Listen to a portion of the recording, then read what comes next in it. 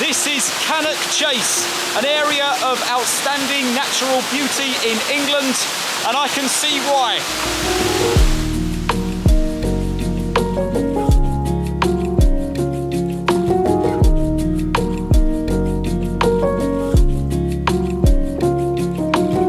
I am going to be spending today in England's smallest area of outstanding natural beauty, a place called Cannock Chase.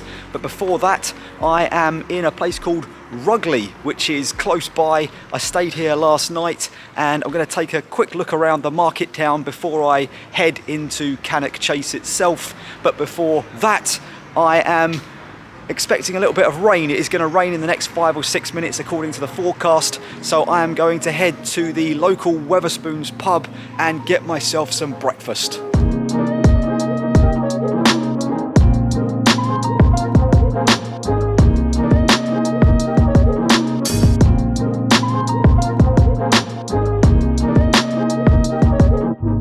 About to order a traditional breakfast and a coffee with free refills. £6.40, not bad at all, I've got to say. There's my latte, plenty of brown sauce, ketchup. I am good to go.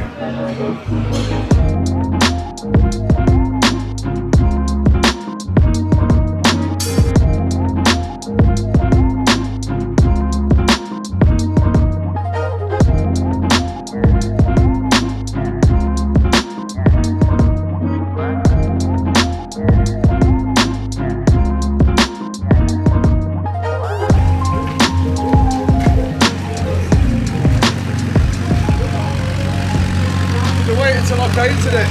Oh yeah, oh no, sorry about that.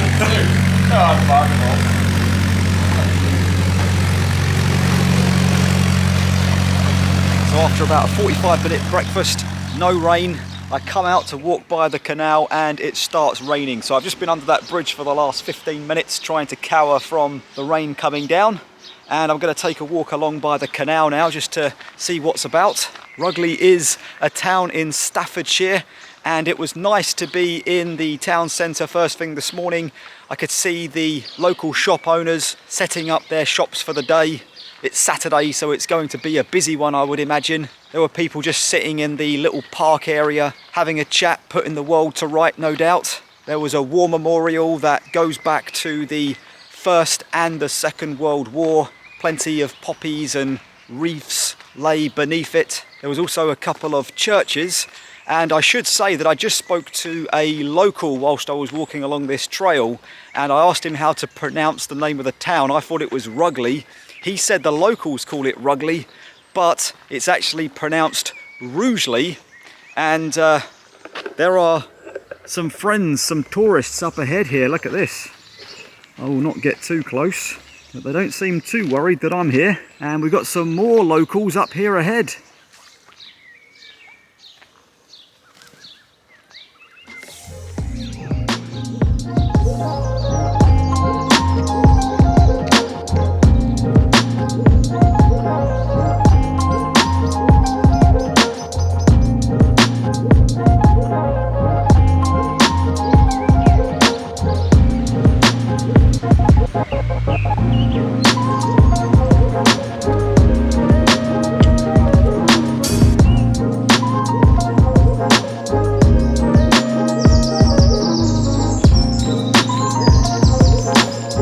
Just like that, we've made it to Cannock Chase. This is a little village called Slitting Mill.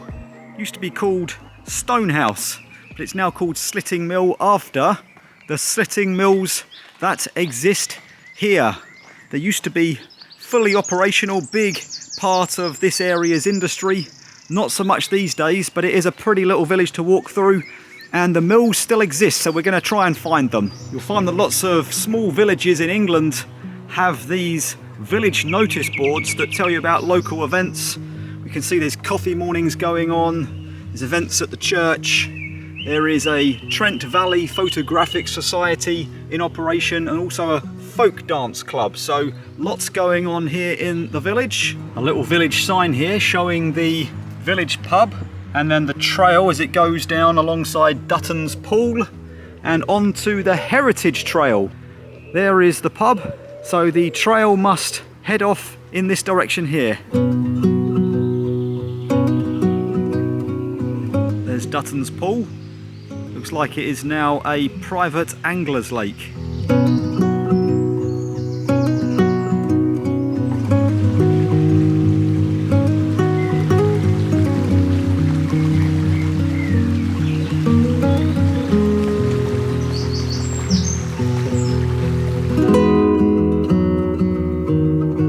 So what exactly is a slitting mill? Well, it's a type of iron mill that specialises in making nails. They thrived in the area in the 17th and 18th centuries, and essentially you take a bar of iron, flatten it, roll it, then slit them to produce nails en masse for the manufacturing industry.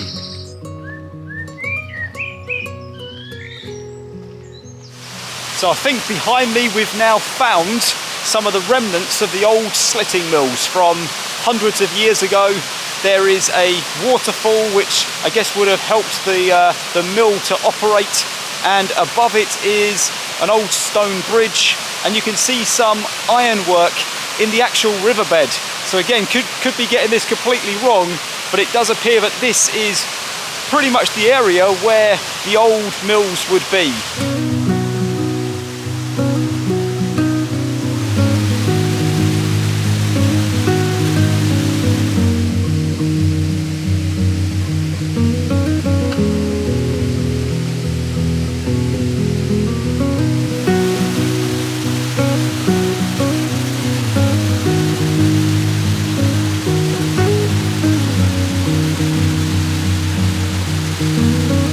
Lots of different trails winding off, and I thought I would tell you about the trail that I'm currently on. This is actually a very small part of the Heritage Trail, which is a 10-mile route that runs from Rugeley to Cannock, and you can walk it quite comfortably in a day, probably half a day. We're going to take a slightly different route here, back towards the car, see if we can pick up the village of Slitting Mill from the other side. We can walk through it then on the way back.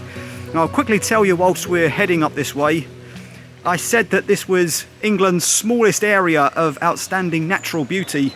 It is just 8 by 5 miles, 69 square kilometres, 26 square miles, and it is just north of Birmingham in the English county of Staffordshire. Okay, we've got a decision to make here. We go right, or do we go straight on? I think we're going to go straight on.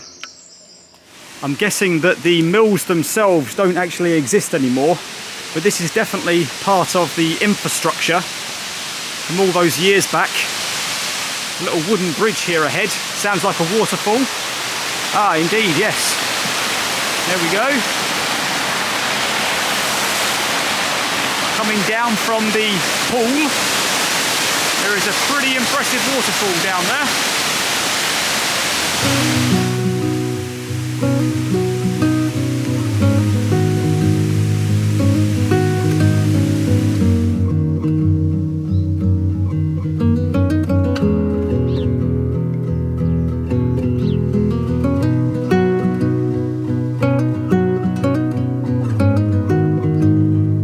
Back at the car now, and I'm parked in a lay-by because it didn't seem like there was much parking in the Slitting Mill village when I drove through. So I parked here, it was free and out the way, so all good. On my way back from the bridge and waterfall, I saw one of the original pump stations of the mill. Unfortunately, it looked like it was closed. You couldn't even get near it. It was all gated off as well. So I walked up a tiny little lane and then back through the village, and on my way through the village I saw St John the Baptist Church, which oddly enough is a semi-detached church. And it's a semi-detached church because in the old days this village didn't have a religious building, so they used to use the primary school for religious events, And when they got round to building a church in the 1800s, they decided to attach it to the school. But when the school was no longer needed, they demolished it and rebuilt a more modern house that again was attached to the church. You can still see the original bell tower kind of sat between the more modern house, which was built in the 1970s, and the church itself. Right, I think we are going to get back on the road now, see what else we can find in Cannock Chase.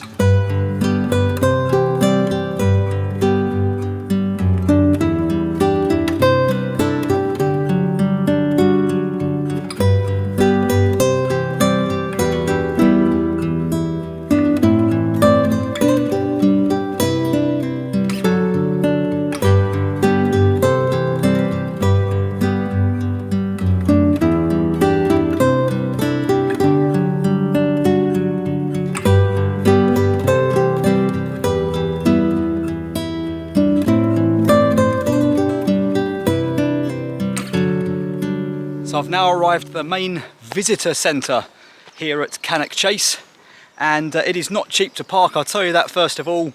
It is £3 or £4, I forget now, for 1 hour. More importantly, £6 for 2 hours, that's the option I've gone for, or £9 for 3 hours. I think there might be a cap at £10, but I'm not 100% sure. So I have so far already done the Lady Hill Trail, which was a very flat, circular 1 kilometre, very short route around the forests. Whilst walking through there, I saw a large Go Ape system up in the trees, loads of kids having a good time. And inside the woods themselves, there's lots of playgrounds, and it was really busy actually, lots of people out having a good time. It is a weekend after all. It didn't take me too long to do that, so when I got back to the car park, I decided to take on a slightly longer route, and it turned out there are a number of running stroke walking routes, 3 kilometre, 5 kilometre, up to 10 kilometre. So I decided to start on the 3 kilometre one. I'm enjoying it so far. May end up doing the 5 kilometre because I think the 5 kilometre is the same route as the 3, but just you branch off and go a longer way around, so I may do that. There are lots of little lakes so far I've seen, bridges, plenty of signs explaining the trails, and all kinds of pretty cool activities that people can do. It is busy as well, although now I'm getting a little further out of the main trails, it is quietening down a little bit. See another pretty little lake there behind the camera. There we go, nice area, and even some little ducklings swimming on the water. I think we've reached the area where the 3 kilometre route goes to the left and the 5 kilometre carries on, so we can either go that way or the longer way. I think I'm going to go for the longer way.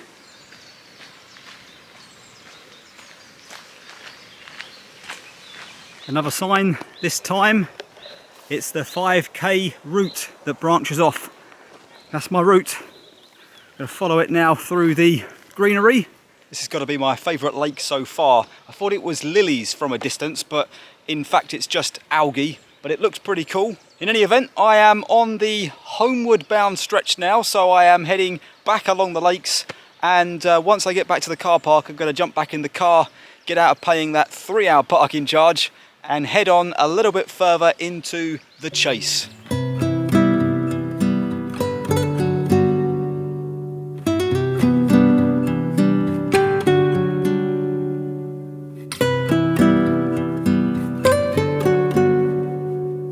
Parked up at the gates of a German war cemetery, and I've parked up at the gates because there's a sign saying that the gates will be locked at 5 p.m. during the summer, and it is about 20 to 5 now, so I don't want my car stuck in here for the night. So it caught my eye, of course, because you don't see many German war cemeteries here in Britain for obvious reasons. So I'm going to walk up, it's about 1/4 mile, and we'll see if we can work out what's going on. So here we go, Cannock Chase German Military Cemetery, 1914 to 1918, 1939 to 1945. There's a sign up here saying this building is currently closed for repairs and to use the side door. So do they mean that one? Or maybe another one around the other side? Here we go, I found the correct side door. We'll go through here, and what's this in here? to commemorate 50 years of friendship in working together for peace and reconciliation between Staffordshire County Council and the German War Graves Commission in Bremen, August 2012. The plot thickens. In this German cemetery rest 2,143 soldiers of the First World War and 2,786 of the Second World War.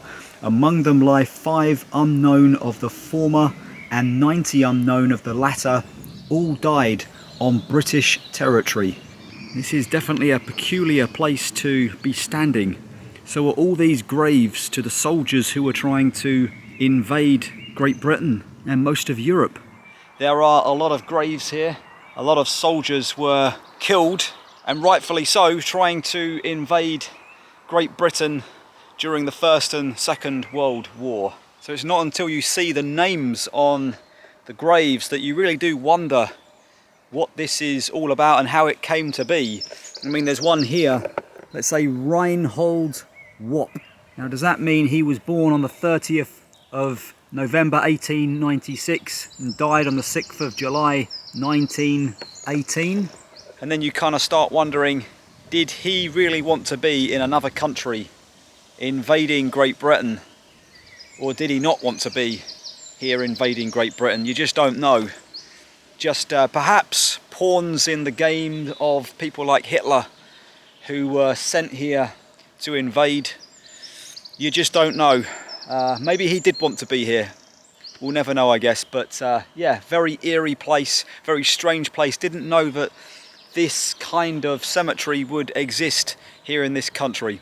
I'm back closer to the road and there is another cemetery here, and this one thankfully has a sign from the War Graves Commission that tells you all about why these German soldiers are buried here, and ultimately the association is with the area being a prisoner of war camp in the First World War and also training over 500,000 Commonwealth soldiers. So it was a big military area. It's right in the heart of England, right in the middle of the country.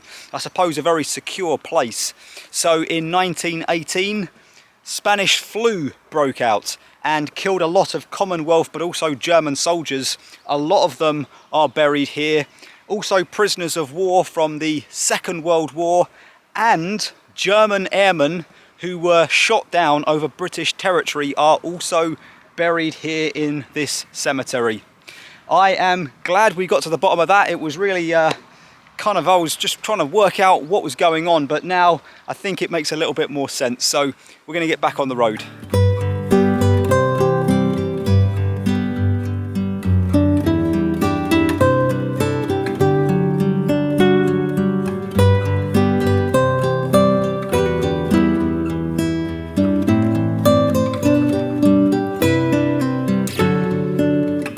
There is a glacial boulder.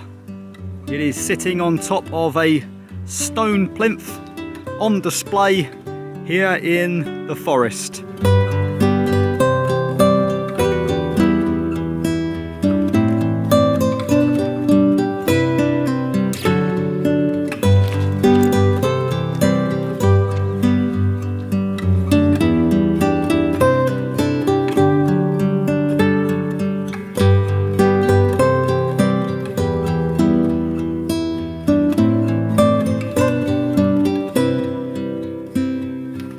So I've parked up again at a place called Coppice Hill this time, and then I just headed into the forest. I'm about 20 minutes in now, probably about a mile, and I've come to this little stream. It's really quiet, I haven't seen anybody else at all. And apart from one deer, but unfortunately I didn't have the camera when it darted out in front of me on one of the forest pathways there. But I've come across this little stream now, and you can see there are some stepping stones over in the river, and if you know me, you know I love a good set of stepping stones, so it's got to be done.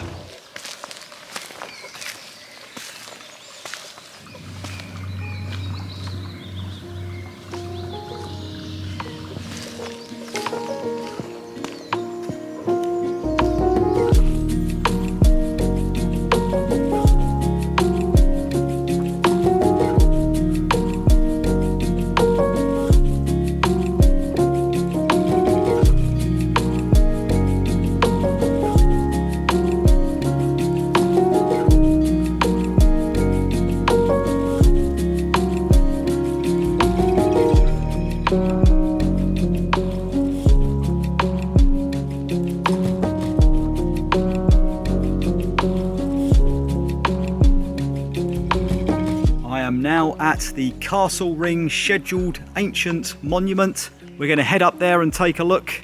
There is a decent amount of parking and it appears to be free, which is even better.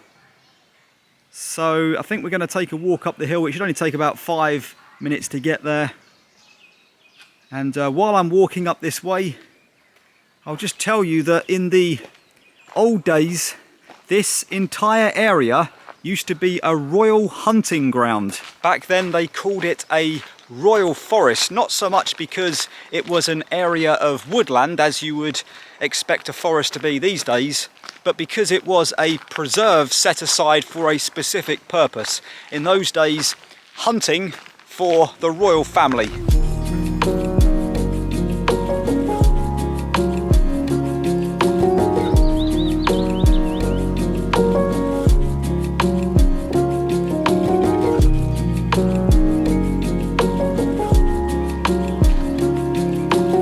Well, no sign of that old medieval hunting lodge. Been looking for it in the undergrowth, but I can't see it. I thought it still existed, but if they were building it to try and keep it out of people's eyesight, then they did a good job.